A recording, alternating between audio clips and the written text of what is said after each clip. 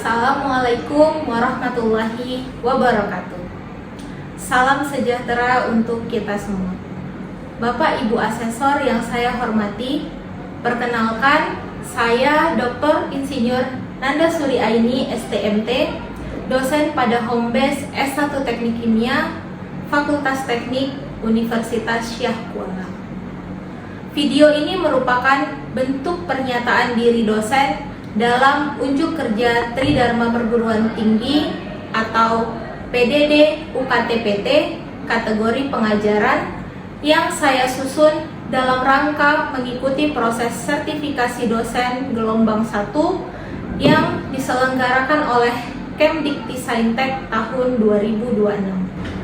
Pada kesempatan ini, saya akan menjelaskan salah satu mata kuliah yang saya ambil, yaitu kinetika dan katalisis. Mata kuliah ini berada pada semester genap, yaitu semester 4, dengan bobot 3 SKS, teori, dan kode mata kuliahnya adalah STEK 2016. Seperti MK teori lainnya, MK ini juga diselenggarakan dalam 16 kali pertemuan tatap muka, di mana pada pertemuan ke-8 dan 16 diadakan UTS dan UAS. Serta pada 14 pertemuan selebihnya diisi dengan materi, kuis, dan penugasan case method. Kinetika dan katalisis termasuk salah satu mata kuliah inti yang merupakan kelompok mata kuliah wajib mahasiswa Prodi S1 Teknik Kimia. MK ini membahas bentuk persamaan laju reaksi dan parameter kinetika reaksi untuk katalis homogen dan heterogen, serta menentukan mekanisme reaksi yang mungkin terjadi. Mata kuliah kinetika dan katalisis di Prodi S1 Teknik Kimia Universitas Syah Kuala biasa dibuka 3 kelas setiap tahunnya. Saya bersama Bapak Dr. Insinyur Syaubari MSc merupakan tim teaching pada mata kuliah ini. Sebelum proses pembelajaran dilaksanakan, tim dosen pengampu mata kuliah kinetika dan katalisis melakukan koordinasi untuk menyusun rencana pembelajaran selama 1 semester. Diskusi ini meliputi pembahasan mengenai RPS, rancangan kontrak perkuliahan, bahan ajar, kemudian metode pembelajaran, instrumen asesmen, itu semua ditinjau kembali guna memastikan pembelajaran bisa berlangsung secara terarah dan sesuai dengan capaian pembelajaran yang sudah ditetapkan. RPS disusun berdasarkan pendekatan Outcome Based Education atau OBE yang telah diterapkan oleh Prodi S1 Teknik Kimia sejak tahun 2018. Hal ini sejalan dengan upaya memperoleh dan mempertahankan standar akreditasi internasional, yaitu Indonesian Accreditation Board for Engineering Education atau IAB. Pada kelas ini, saya melakukan pengajaran dengan pendekatan blended learning, di mana saya memadukan pembelajaran tatap muka secara luring di kelas dan daring melalui platform e-learning yang disediakan oleh Universitas Syah Kuala. Di e-learning, mahasiswa dapat mengakses kontrak kuliah, juga bahan perkuliahan seperti materi dan pengumpulan tugas. Adapun capaian pembelajaran lulusan atau CPL yang dibebankan kepada mata kuliah ini ada 2 poin, yaitu yang pertama adalah CPLE, di mana kami mengharapkan mahasiswa mampu menemukan sumber masalah rekayasa kimia, merumuskan dan mengevaluasi solusinya, serta CPLF yaitu mampu menerapkan pemikiran inovatif dalam menyelesaikan masalah rekayasa kimia kompleks. Sedangkan capaian pembelajaran mata kuliah atau CPMK yang diharapkan dari mata kuliah ini ada 4 poin, yaitu pertama, CPE 121 mampu menyusun bentuk persamaan laju reaksi homogen berdasarkan jenis dan mekanisme reaksi yang terjadi. Kedua, CPF 140 mampu menganalisis data percobaan kinetika untuk menentukan kinetika reaksi homogen. Yang ketiga, CPE 121 mampu menyusun bentuk persamaan laju reaksi heterogen berdasarkan jenis dan mekanisme reaksi yang terjadi. Dan yang keempat, CPF 141 mampu menganalisis data percobaan kinetika untuk menentukan kinetika reaksi heterogen. Masing-masing CPL dan CPMK serta soal-soal UTS dan UAS yang telah divalidasi sebelumnya oleh koordinator MK, TPMA, dan Ketua Prodi. Pada cuplikan video pembelajaran ini, saya akan membawakan materi pada pertemuan ke-10, di mana materinya termasuk pada CPMK CPE 121. Model pembelajaran yang saya terapkan pada mata kuliah ini adalah pendekatan Student Centered Learning atau SCL dengan model case method atau pembelajaran berbasis kasus sesuai dengan RPS yang telah disusun.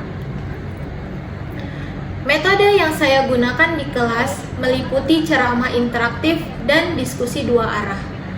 3 komponen utama dalam proses pembelajaran MK ini adalah delivery, interaction, dan assessment atau DIA. Untuk delivery, saya telah menyediakan bahan ajar PPT di platform e-learning yang dapat diakses oleh mahasiswa sebelum masuk kelas. Referensi utama yang digunakan dalam perkuliahan MK ini adalah buku karangan Vogler, yaitu Elements of Chemical Reaction Engineering, kemudian Smith, Chemical Engineering Kinetics, dan Levenspiel, yaitu Chemical Reaction Engineering, serta integrasi dengan jurnal beberapa dosen yang telah mengampu mata kuliah ini sebagai bahan case method. Terkait aspek interaction, proses belajar mengajar melibatkan komunikasi dua arah melalui tanya jawab dan diskusi kelas. Interaksi berbasis student-centered learning diterapkan agar mendukung kelas yang kolaboratif dan partisipatif. Terkait asesmen, saya menggunakan asesmen formatif seperti kuis pretest dan post-test, kemudian tugas case method secara berkelompok, serta UTS dan UAS. Berikut saya tampilkan cuplikan video proses pembelajaran saya bersama mahasiswa.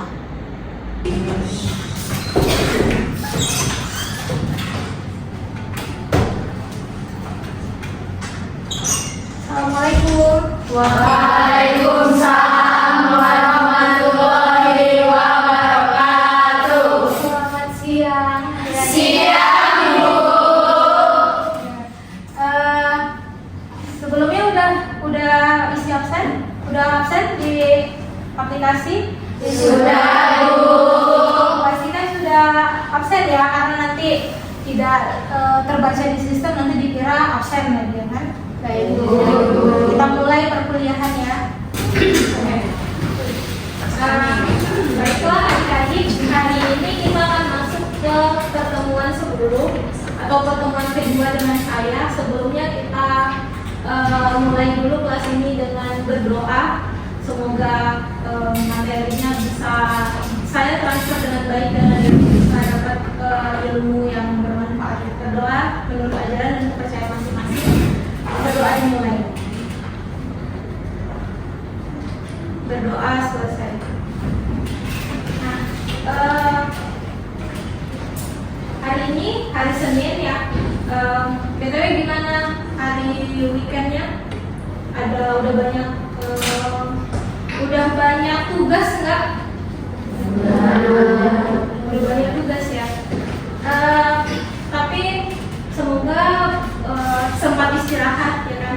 Karena kalau misalnya kalian tidak merasakan istirahat dan tidak merasakan capeknya mengerjakan tugas, kalian nggak tahu, kita nggak bisa merasakan istirahat yang paling nyaman gitu. Biasanya kan yang paling hari yang paling capek itu biasanya malamnya tidur paling nyenyak, ya enggak? Ya. Jadi kalau misalnya dalam seminggu kita sudah beraktivitas banyak, hari Sabtu Minggu itu kan hari yang paling kita tunggu-tunggu ya, yang paling kita tunggu-tunggu, yang paling kita pengen cepet-cepet ya kan, sampai ke Sabtu dan hari Minggu. Jadi apa yang bisa kita petik dari situ? Kalau kita merasakan lelahnya berusaha, maka nikmat yang weekend, nikmatnya hari libur itu makin terasa gitu. Makin kalau kita sudah lelah berjalan sampai ke puncak gunung, di puncak gunung kita akan merasakan hal yang paling kita inginkan ya, kita bisa memandang sekitar dan itu indah gitu. Tapi jangan juga terlena di puncak gunung. Kita harus segera juga turun, melanjutkan perjalanan, dan kita lihat lagi gunung yang lain yang mungkin pemandangannya juga nggak kalah indah seperti itu. Yaitu sekilas saja. Hari ini Senin yang kita akan lanjutkan materi mengenai katalis heterogen. Nah, tapi saya mau tanya dulu, materi minggu lalu yang tentang pertemuan 9 itu kan tentang pola kontak dua fasa ya. Nah, itu tentang fasa gas. Nah, itu ada yang ingat nggak? Ada berapa pola pengontakan sistem dua fasa? Ada yang bisa bantu jawab? Ada yang bisa bantu jawab? Tunjuk tangan aja. Kan bisa saling membantu. Atau belum sempat belajar lagi materi minggu lalu? Ayo dong. Ada satu orang aja. Ya, boleh. Ada berapa? Ada berapa pola? Ada 5 pola. Ada 5 pola. Ya, ada 5 pola, benar nggak? Benar. Berarti kan semuanya masih ingat. Tapi kenapa malu-malu? Ada 5 apa aja? Yang pertama itu counter current, yang kedua current, yang ketiga cross current, yang keempat ada tugas, yang Tugas yang gimana? 2 gas yang plug A, dan mix B. yang kemudian gas yang mix A or mix B. Ya, jadi ada 5 ya. Ada 5 tuh. Minggu lalu saya minta sekalian dicarikan kelebihan dan kekurangannya untuk bahan refresh aja. Ada dicari. Nah, yang tapi tidak perlu dikumpulkan, cuman kalau yang belum silahkan lengkapi catatannya saja. Jadi ini ya, yang minggu lalu tuh kan counter current, ada co-current, cross current, two case ada 2, ada yang plug A mix B, ya, karena ini ada yang dia berputar-putar di tengah itu mixnya. Kemudian ada yang pola kontaknya itu sembarangan ya, seperti ini. Nah, ini masing-masing itu pola pengontakannya itu ada kelebihan dan kekurangannya. Jadi silakan dipakai catatannya untuk itu. Nah, materi dengan saya, kalau yang 8 pertemuan sebelumnya kan kalian sudah bahas katalis dengan Pak Sobari, itu katalis yang homogen. Yang homogen itu dia kan kalian pelajarin yang tidak bisa dipisahkan. Nah, kalau yang katalis heterogen itu ada bisa dipegang barangnya. Maksudnya fasanya itu padat seperti itu, contohnya yang di atas itu ya. Ini katalis yang dikembangkan oleh ITB untuk buat biodiesel, katalis merah putih namanya. Nah, itu ada jenis-jenis katalisnya. Nah, katalis ini adalah seperti yang kalian tahu, zat yang dapat mempengaruhi laju reaksi dan dia bisa mengarahkan reaksi, tapi dia tidak terkonsumsi, artinya dia tidak menjadi produk. Di akhir kita bisa memisahkannya, ya. Dia mengubah mekanisme reaksi dan terutama di bagian energi aktivasinya. Bisa kalian lihat kan, ada reaksi yang tanpa katalis, ada yang dengan katalis. Nah, energi aktivasinya mana yang lebih tinggi? Yang reaksi tanpa katalis. Artinya, ketika energi aktivasi yang dibutuhkan itu lebih tinggi, dia butuh energi yang lebih banyak untuk memulai reaksi. Nah, selain katalis, ada yang namanya inhibitor. Nah, inhibitor ini adalah zat yang menghambat atau bahkan dapat menonaktifkan si katalis. Kalau ada katalisnya, dia bisa menonaktifkan si katalisnya.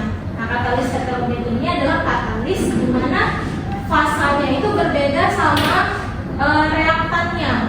Jadi seperti kalian misalnya masukkan air di dalam wadah, misalnya, kemudian kalian masukkan pasir. Kalian bisa lihat pasir dan air tidak nyatu, ya kan? Seperti itulah kira-kira katalis heterogen. Beda sama katalis homogen. Katalis homogen itu seperti kalian buat air gula yang sudah larut, nyatu dia, ya, seperti itu. Tapi dia tidak terkonstruksi. Kalau dia terkonstruksi itu namanya reaktan. Nah, katalis ini punya peran ya di industri. Dia itu kita bisa bilang dia itu adalah jantungnya di industri ya. Kenapa? Katalis ini dia mempercepat reaksi kimia dan memungkinkan produksi bahan kimia itu bisa jadi lebih efisien. Dengan adanya katalis kita bisa membuat kondisi operasinya itu lebih ringan. Misalnya tanpa katalis, kalian bisa lihat ini ya, tanpa katalis waktu reaksi yang dibutuhkan untuk dia capai 90% terkonversi itu bisa sampai 1500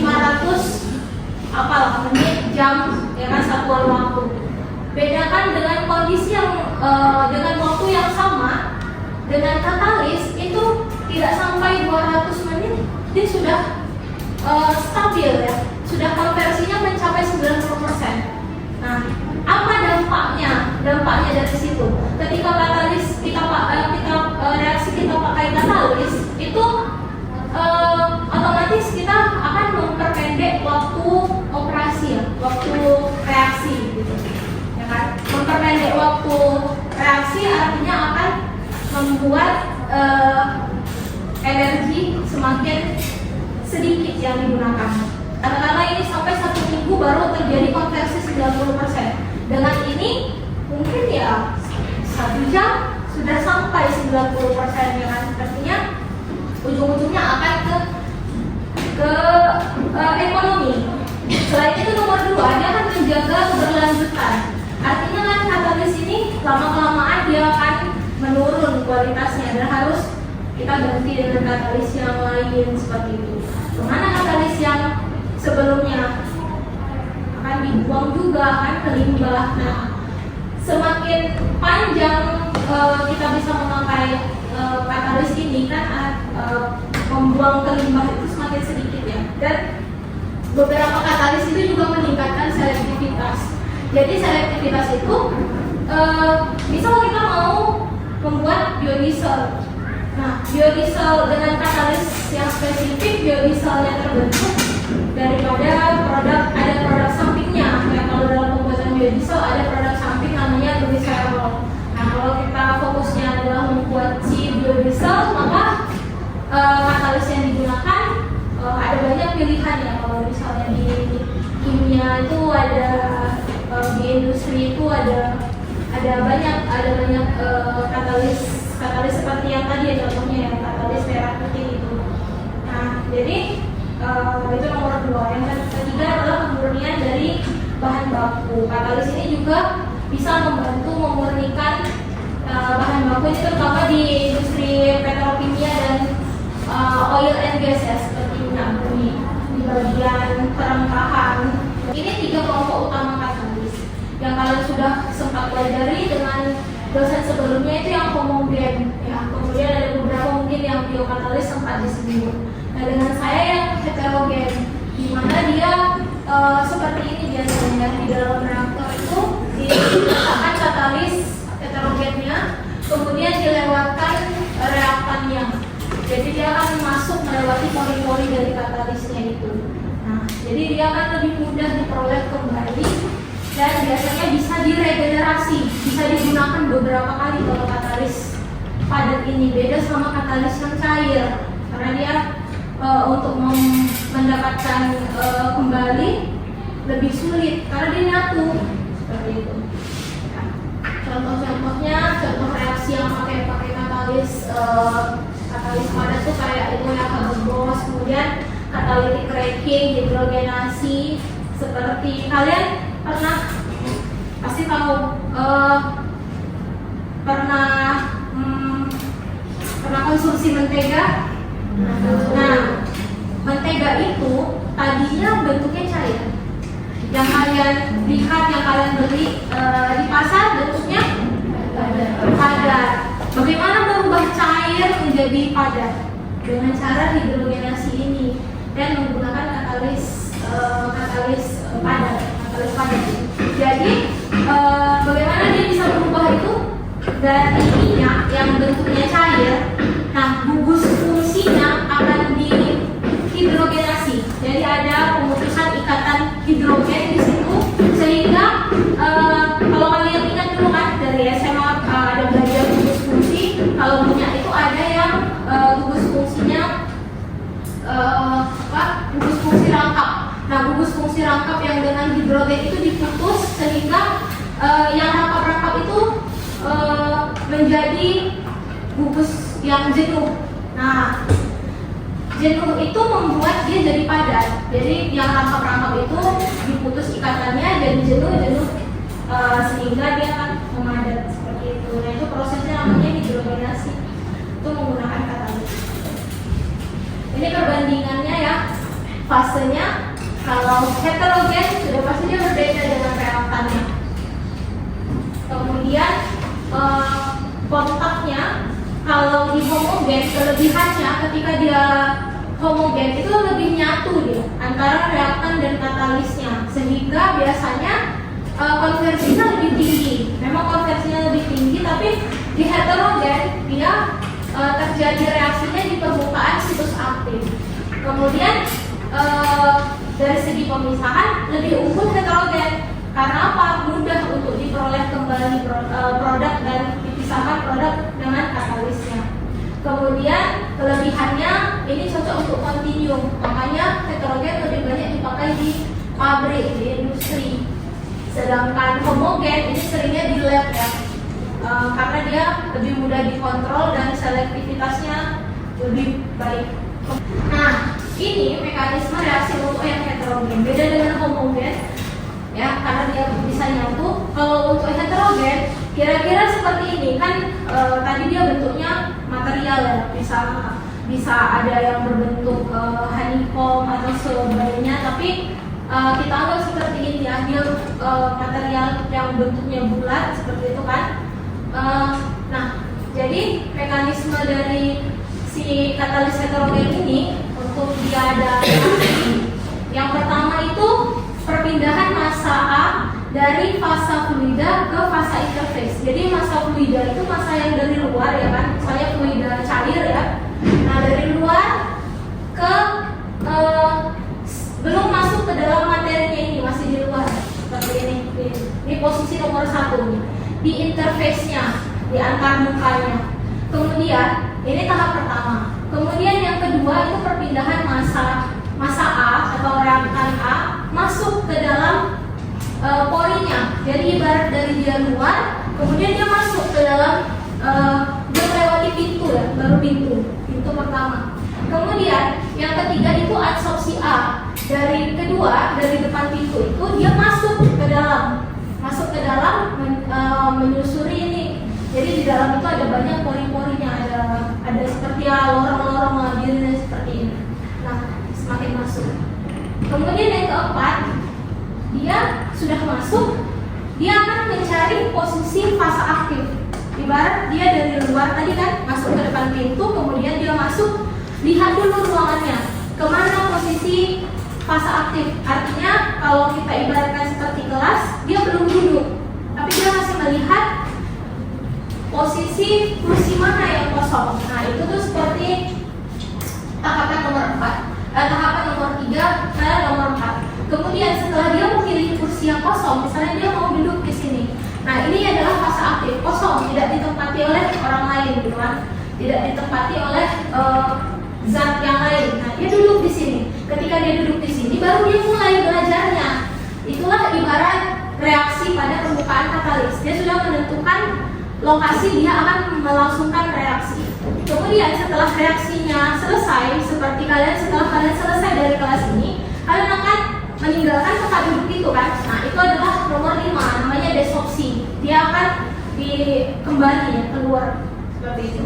Kemudian tahapan ke-6 dari dia sudah di area bebas, dia akan pergi ke pori yang lebih luar ya.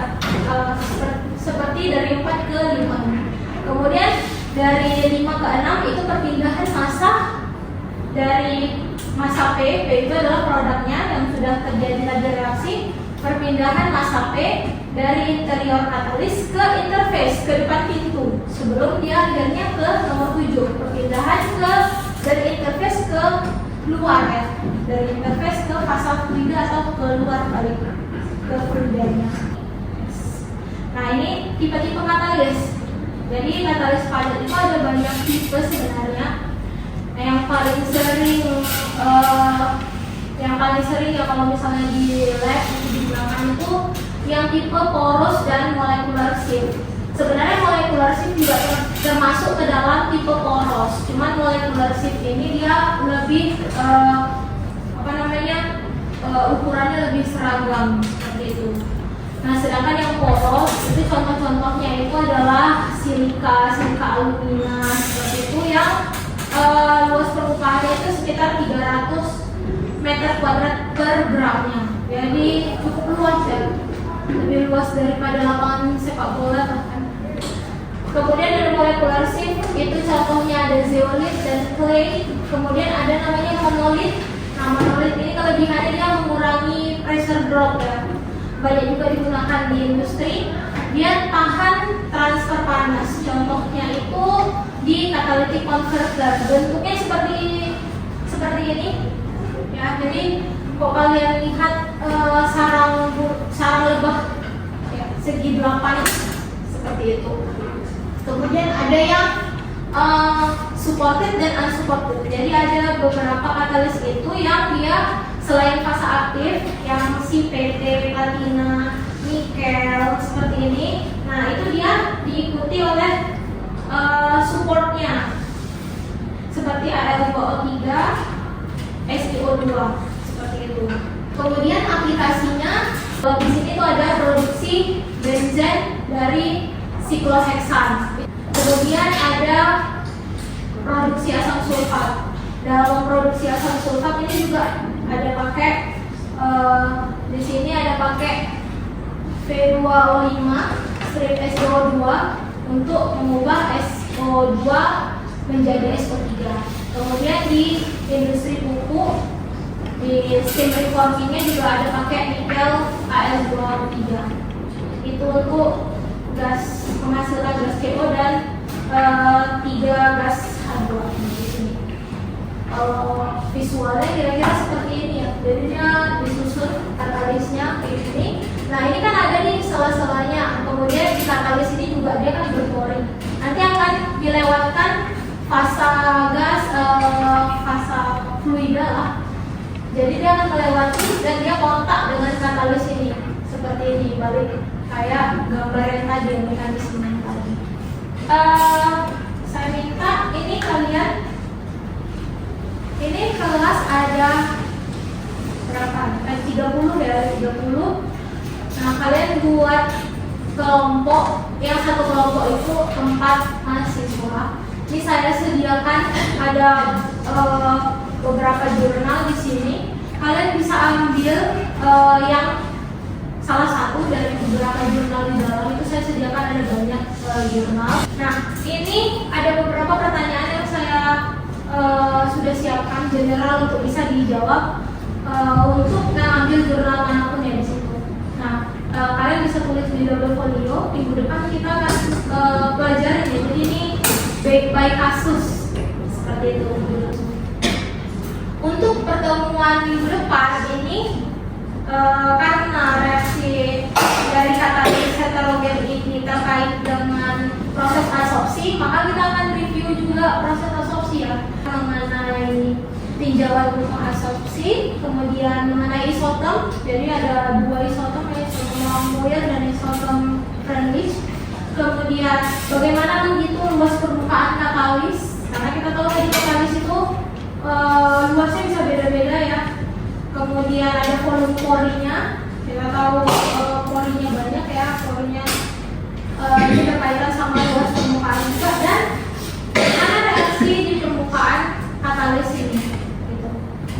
Ada pertanyaan? Tidak ada. Mungkin itu saja pertemuan hari ini. Demikian saya akhiri. Assalamualaikum warahmatullahi wabarakatuh. Selamat siang. Waalaikumsalam